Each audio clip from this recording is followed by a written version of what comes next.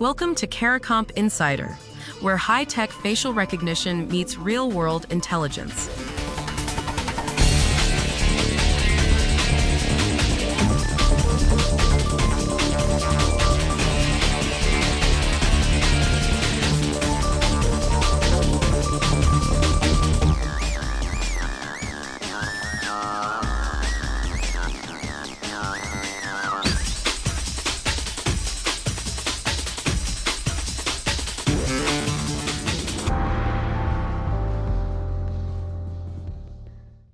A man in Phoenix sat in a jail cell for 11 months.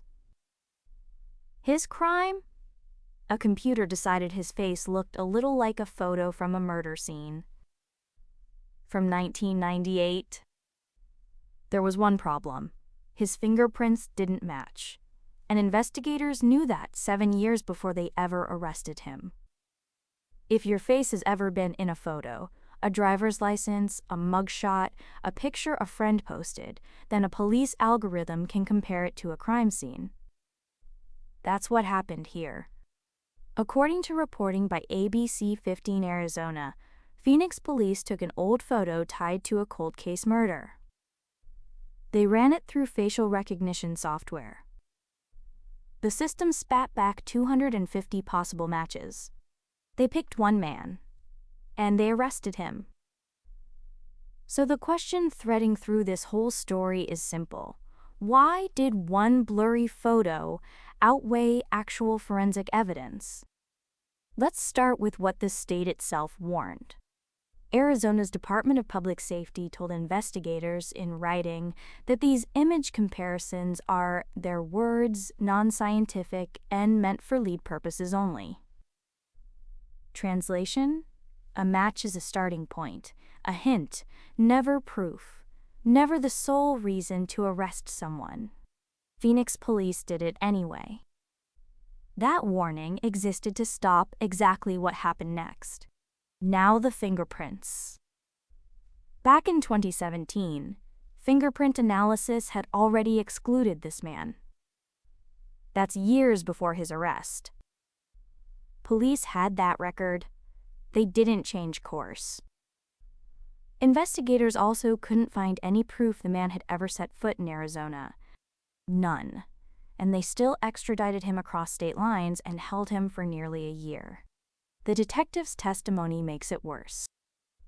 His attorney says the cold case detective never told the grand jury that facial recognition was used at all. He also didn't mention that witnesses had originally pointed to a completely different suspect. The people deciding whether to charge this man never heard the full picture. His lawyer put it plainly. They assumed, based on 2 photos, that this was the person they'd hunted for 25 years. And this isn't one rogue department.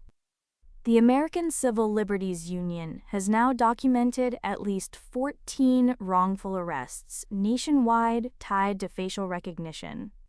That's 14 people. Studies show the software misfires more often on people of color, on women, on the young, and on the elderly. So the risk isn't spread evenly. It lands harder on some faces than others. If you've ever felt a photo of you didn't quite look like you, imagine a machine making that call and a jail door closing behind it. The technology didn't fail here.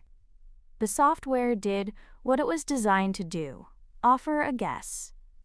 The failure was human. People took a probability and treated it as certainty, then buried the evidence that said otherwise. So let me bring this all the way down. A computer said a man's face looked familiar.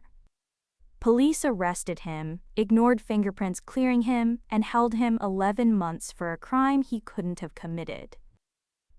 The lesson isn't that machines are evil. It's that a face match is a question, not an answer, and someone stopped asking questions. Whether you're building a case or just renewing your license photo, remember this. The algorithm's guess is only as safe as the human who checks it. The full breakdown's in the show notes if you want the deep dive. Now you know something most people in this industry don't. Use it. And when you're ready to put it to work, Caracomp.com. We'll see you tomorrow.